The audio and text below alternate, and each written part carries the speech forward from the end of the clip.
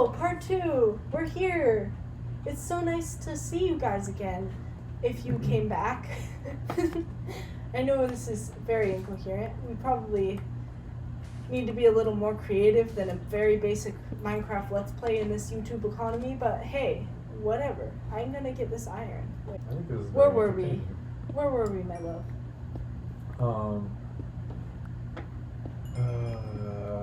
You swiped on me. We already did that part. Yeah, what's that? And I thought you were an F-boy. But then he said hey, and I was like, whatever. I might as well talk to him. And I said hi, and we started talking, and I was like not even putting any effort in, and you actually put effort into a conversation. I did. You should. I'm actually kind of surprised. I think I was just so sure of you for some reason. It was just very weird. It was a very weird thing. It was a very like Holy Spirit moment. Like both of us feel that way, where it just like shouldn't have worked, but it did. So at this point, we both were kind of feeling that, but we didn't know that yet, I guess. We weren't entirely sure. I'm trying to think of where we're at. So you ended up, that's the village we were just at, right? That's a different village, I think. No, is it? It totally is. Is that a different village? No, that's the same one, because we crossed this river, right? Am I stupid? Did we? Am I totally wrong? I think this is a new one now. Wait, where are you? Zach, I'm riding a camel. I see you. I'm riding a I see camel. you. I'm so happy. Get on.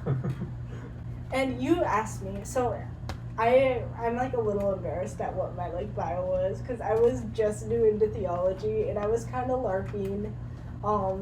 And Redeem Zoomer, my favorite YouTuber, I love you, Richard, if you ever stumble across this video, he was a Presbyterian, and I was like, yeah, I agree with Presbyterian theology. Like, the more I got into theology, I was like, yeah, this camel can run. Oh. I didn't know they could sprint. Look.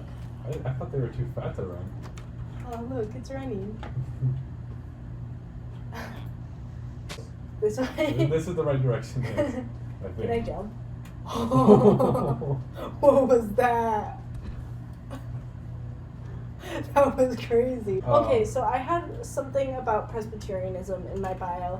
It's also crazy because all of like the people on that app were super far away, and you were an hour away, or like an hour and a half, but that's like way less than everyone else. Because there were just not many people on that app. There was not that many people on there. Most of the people I was talking to were from like, I was going to say the city name, but they were from like 2 hours away. There was maximum like 5 people in the city I was in.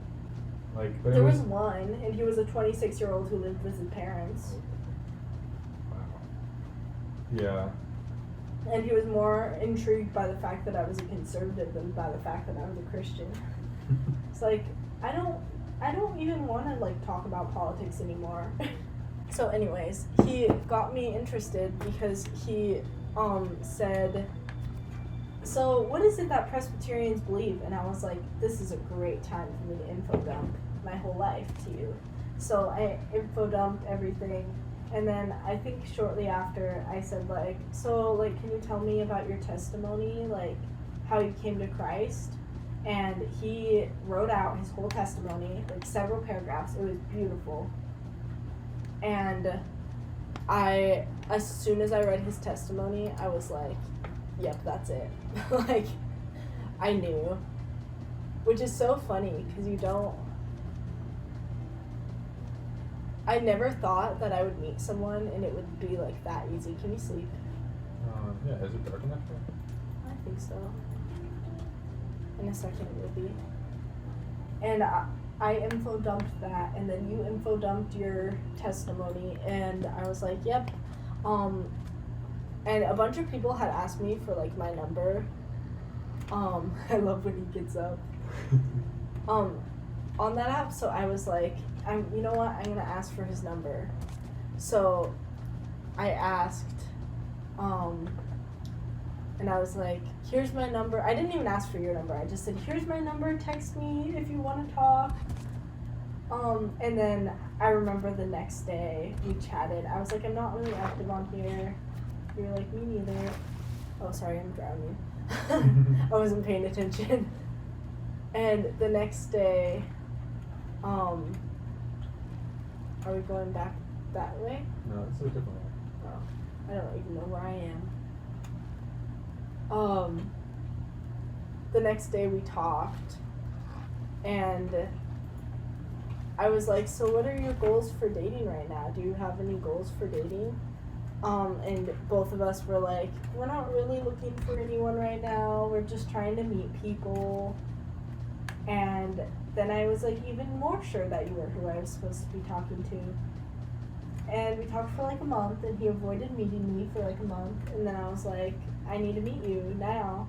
And we had a bunch of stuff coming away, which is a story for another day. Well, I was so terrified, and I think it was because the last like real relationship I was in was oh, what is that? Wait, hold on. Okay, let's go there. Okay. The last like real relationship I was in, it was like a really long relationship, but like It was worldly. It was worldly, but it ended, and like I thought, well, okay, nobody. This camel is like fighting against me. Come back here. I want to get the chest. Okay, but like, I just like kind of was insecure because like I don't know, I just didn't think anybody could love me, and I was like, okay, this is not gonna work out. So I like started procrastinating meeting for that reason. Yeah. And how did it work out for you? Yeah. Literally, our first date was like the best date I've ever been on. So and I was in a relationship for 3 years. And also we did nothing. Yeah. It's just really... But our first date was so weirdly spiritual, so... Am I getting distracted again? I thought that was a building. It looked like a building, but it's not. So it was like, we just walked around for like 8 hours basically. Yeah, we went to the park. Well, okay, we met at a coffee shop. We met at a coffee shop. Because I wanted to make sure he wasn't a total psycho. Even though I like knew you weren't, because we had talked for a while.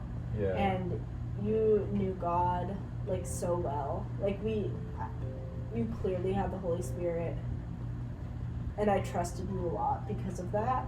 I was supposed to go with friends to meet him, and then they canceled. Everything started going wrong. Everything went wrong. We couldn't meet. This like week that we were supposed to meet, I was like, I'm not gonna lie to my parents about this, because I 18? Yeah. Yeah, I was 18 at the time, and he is 20. And I was like, I can't lie to my parents about this. I want them to know where I'm going, which, like, I'm an adult. Like, I have a driver's license. I lived in an apartment. I was doing my own thing, but still, like, you want your parents to be involved. And that's a very godly thing, to have your parents involved in your life in that way.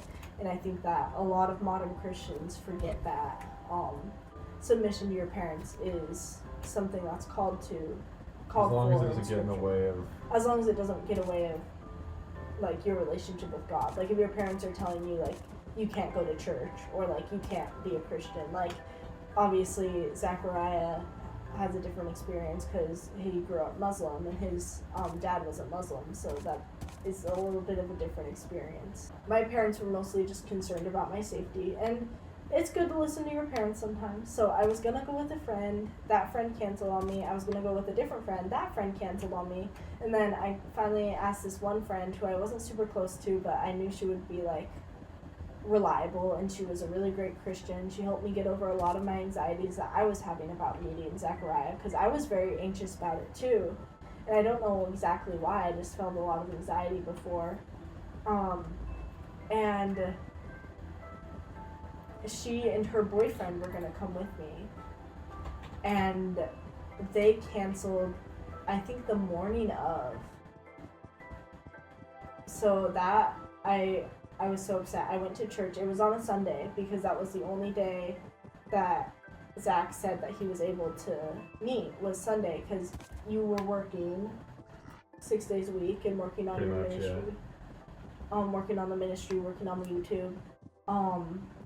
So you were like, the only day I can meet is Sunday. He was so busy, too busy to meet me. But we met. That first date, though. Oh, and then I talked to my mom, and I was like, can I please go meet him? Like, I have really good feeling about him. You were the only person I ever met off of an app like that, and I was the only person you ever met.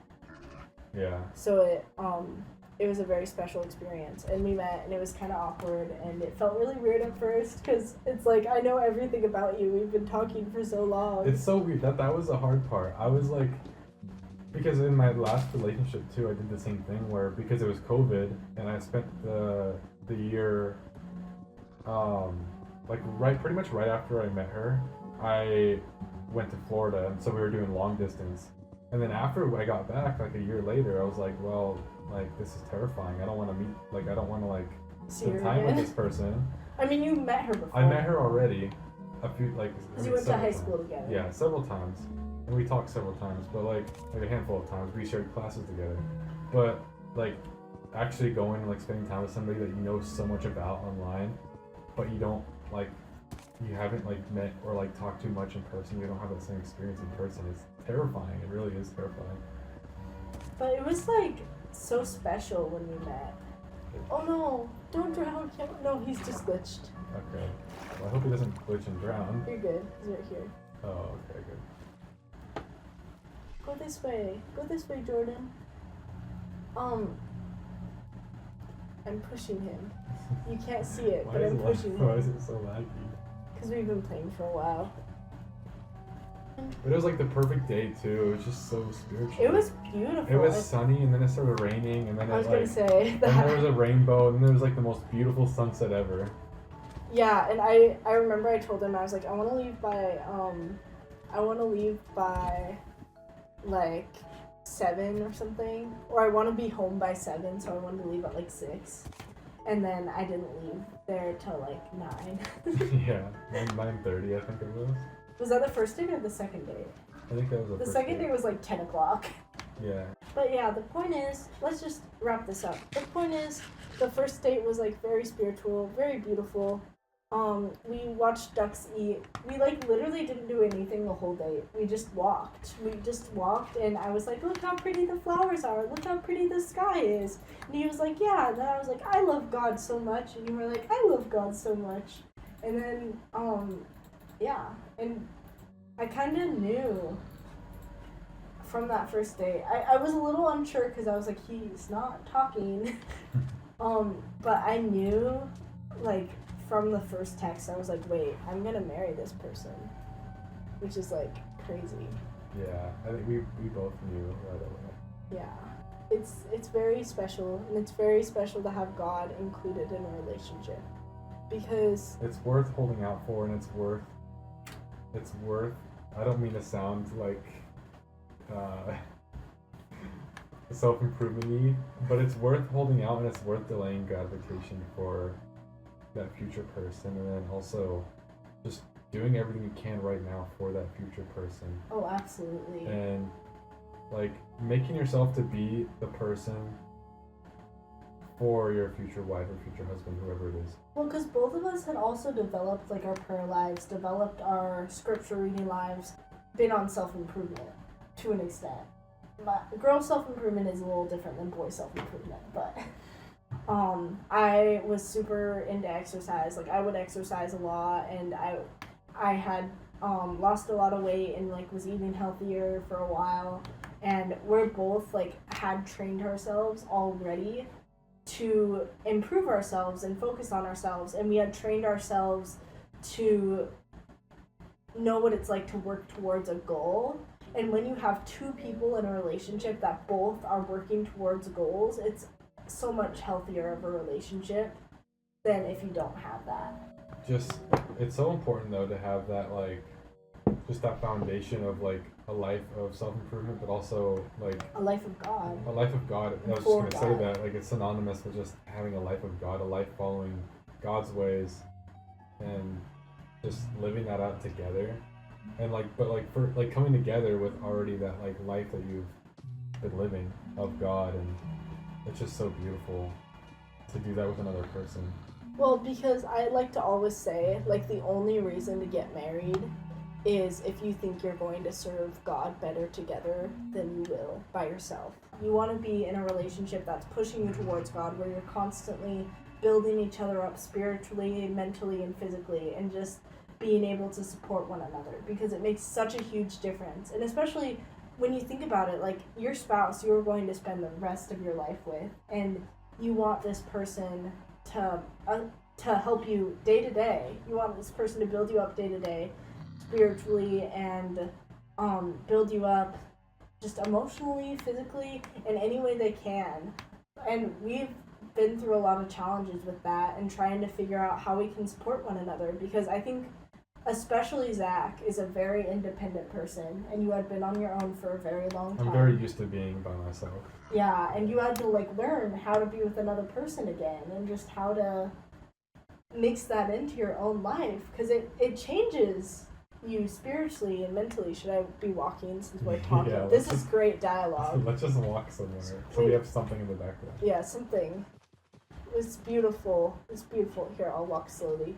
Especially when we first got together, like we would pray together a lot, and we're still like developing that together as a couple, but also individually, and also just having someone that understands that every person has a purpose, and as a couple, you have your individual purposes and you have your purposes together, and together you're supposed to build up those purposes. Did that make sense? Yeah. You're supposed to build up that purpose for one another and help with one another. Like, I, for a while, on the other YouTube channel, I was helping make YouTube shorts. I don't know if they know about the other YouTube channel, but there is another YouTube channel. It is linked to this one, so, I mean, they can always see it. But, like, for that one, I was helping make YouTube shorts, and I probably will again. And, like, you welcomed me into this series because you thought that it might be beneficial. This isn't a very pretty area. It's kind of dead. It is very ugly. I just gotta say, though, I've been smiling so hard because you're totally on a roll right now. And it's so funny because before this year, like, it was such a struggle to, like, get this set up and to have you get comfortable with, like, doing this and doing, like, a series and talking while playing, especially, because that's always a hard thing to do at first. But, like, you're just doing so good right now. You've been talking most of the time, but, like, that's okay because you're just, like, totally going for it. I almost fell in the hole again.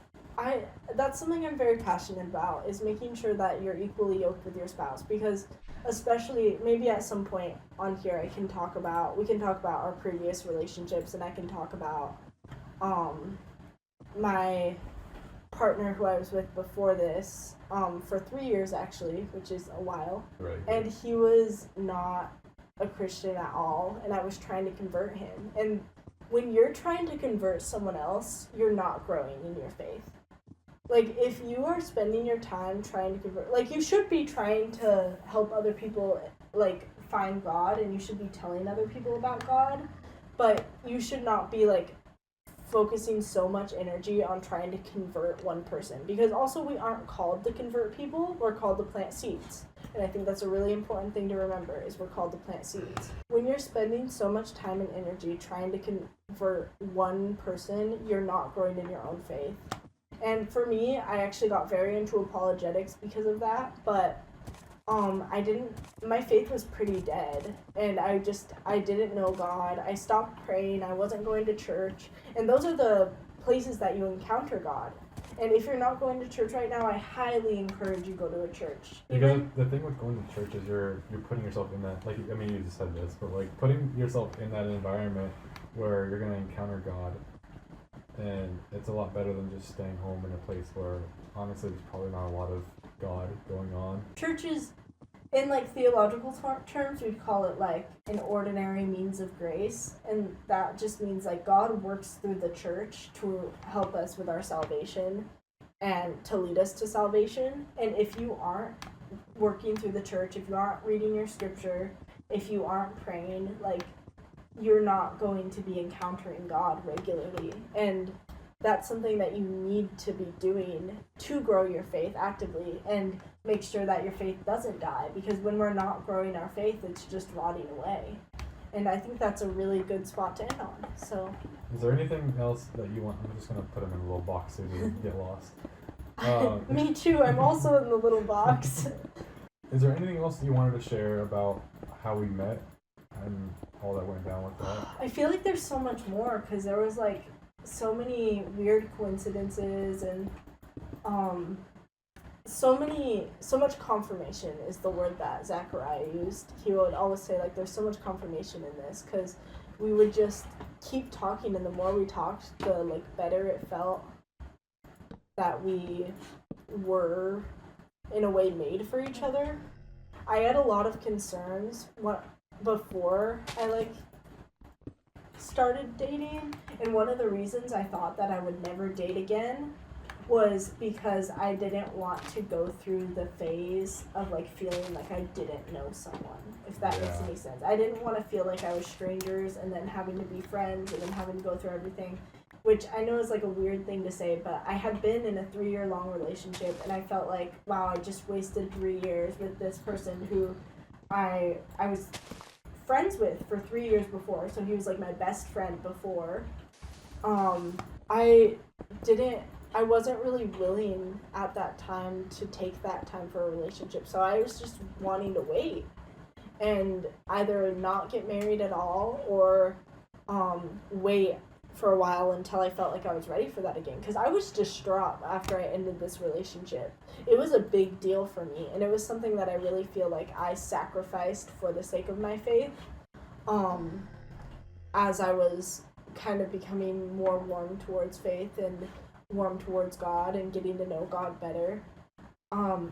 And just not wanting to go through that stage again. I just didn't want to go through that beginning stage. And the thing about meeting Zachariah is I felt like he was an answer to my prayer. And I felt like as soon as I met him, it felt like I had known him my entire life. And that's how you felt too. You were like, he's so sweet. He's like, you're the woman I've dreamed about, like, my whole life. He's so sweet.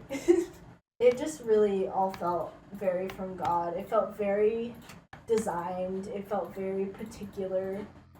And it just felt like everything that happened was meant to happen for a particular reason. And we were able to work through that and pray. And now we're together. And he moved down to my city. He was an hour away, and he moved down to be with me, and we're getting married soon. So I guess it all worked out. It's been the craziest plot twist of my life, but... Oh, it's absolutely completely unexpected. A year ago, I was dating someone else. A year ago, I didn't even go to church regularly, and then... I was barely a Christian a year ago. I mean, well, I guess 2 years. But that's like our whole lives. Yeah. It looks like nighttime on my screen. It's like so foggy. It looks... It's like... Maybe it's just fog. I think it's... Look at my screen. It's like super stormy. Yeah. It's so weird. It looks kind of like Halloween. But moral of the story, God has a plan, and it might not be your plan. It definitely wasn't my plan. My plan was to get married to my high school sweetheart and go live my happily ever after, and that was not God's plan for my life. And I thought maybe God's plan for my life was the religious life, being a nun, but that was also not God's plan for my life. It seems. Unless you die. Please don't. And this isn't in any way the way I expected it to go, but I am so grateful to God that it went this way, and I'm so happy about it. So I also think one more thing before bedtime. The other funny thing about it, though, is we loved each other, like, from when we first started talking, and he was so funny. This man was, like, doing everything he could to avoid saying, I love you. He texted me, like, I'm so thankful to God for you. Like, I love who you are as a person. Like, he wouldn't say I love you, but he was like, I like talking to you. I love talking to you so much. And I would do the same thing, and we would always say, God bless you at the end of conversation. And we always have, like, a good night message, too. It was so cute. We would send each other, like, paragraphs upon paragraphs, and I was like, yep, this is it. This is the man. So, yeah. And the reason I'm a frog skin is because he calls me a frog. Yeah. The end. This was awesome. Thank you. And I think we should do more of these. I think it should be a regular thing. I like it. Hopefully people like it. I think someone out there might like it. Hopefully somebody out there is helped by this or finds inspiration by this or just likes watching this and is entertained by it. I hope this makes someone happy, because I love listening to YouTube too. Like, even if you don't watch this video, maybe you'll watch it and watch our Bad Survival Let's Play and be like, why are they riding around on a camel for like an hour? Or you might just listen to it like a podcast, which is what I do with all my YouTube. So, shout out Redeem Zoomer. We love you. Richard, we love you if you're out there. And shout out the God of Abraham, Isaac, and Jacob, Jesus Christ. We love you. It's been fun. I don't really know how to end this. I think this is the perfect spot, though, to end this. All right. But well, good night, my friends. good night, everybody. See you all in the next one, hopefully. God bless. God bless. Peace.